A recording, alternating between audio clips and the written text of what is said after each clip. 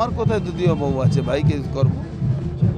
2019-এ এই গল্পটা করেছিল, কেস করেছিল, তারপরে পালিয়ে গেছিল নিজে। আরে সম্পূর্ণভাবে মিথ্যা।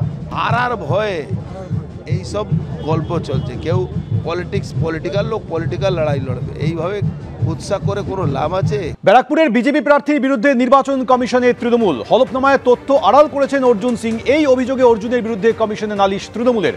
অর্জুন সিং এর মনোনয়ন বাতিলের দাবিও জানিয়েছে শাসক দল, যদিও তৃণমূলের আনা অভিযোগ সরাসরি খারিজ করে দিয়েছেন ব্যারাকপুরের বিজেপি প্রার্থী অর্জুন সিং। তিনি বলছেন, হারবে বুঝে কুৎসা করছে তৃণমূল।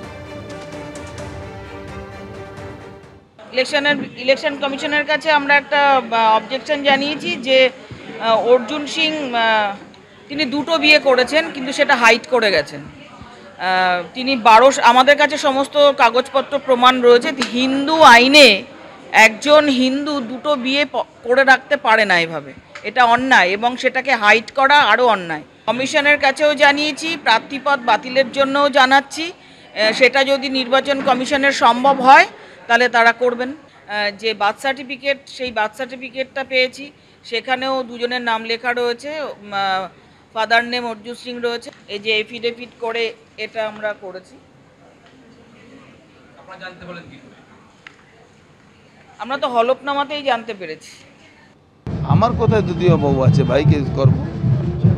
2019-এ এই গল্পটা করেছিল, কেস করেছিল, তারপরে পালিয়ে গেছিল নিজে। আরে সম্পূর্ণভাবে মিথ্যা। আর ভয়ে এইসব গল্প চলছে। কেউ পলিটিক্যাল লোক পলিটিক্যাল লড়াই লড়বে, এইভাবে উৎসাহ করে কোনো লাভ আছে? কোনো লাভ। সে তো ব্যারাকপুর নয়, সারা ভারতবর্ষে মহিলারা জানে কে সম্মান করছে। মমতা ব্যানার্জি করছে না আমরা করছি। ওটা কোনো চক্রান্ত কাজে লাগবে না। এরকম চক্রান্ত যারা পলিটিক্স করে তাদের সাথে রোজই হয়। তাহলে বুঝুন কত নোংরা জায়গা তৃণমূল কংগ্রেস গেছে। মানুষের লড়াইটা করতে পারছে না, এখন ওই লড়াইয়ের মধ্যে যাচ্ছে। তো ওতে কোনো লাভ নেই। ও করুক না, যত করবে আরও তার ভালো জবাব এখানকার মানুষ দিয়ে দেবে। 20 মে পঞ্চম দফায় লোকসভা নির্বাচন। 3 জেলার 7টি লোকসভা কেন্দ্রে ভোট রয়েছে। আর পঞ্চম দফায় রেকর্ড সংখ্যক কুইক রেসপন্স টিম থাকছে। 567টি কুইক রেসপন্স টিম থাকছে কমিশনের। চতুর্থ দফায় অশান্তির পুনরাবৃত্তি রুখতে সতর্ক এবার কমিশন। 3 জেলার ডিএম-এসপিদের সঙ্গে ভার্চুয়াল বৈঠক সিইওর। হিংসা আটকাতে ভোটের 2 দিন আগে থেকে অতিরিক্ত নজরদারির নির্দেশ দেওয়া হয়েছে।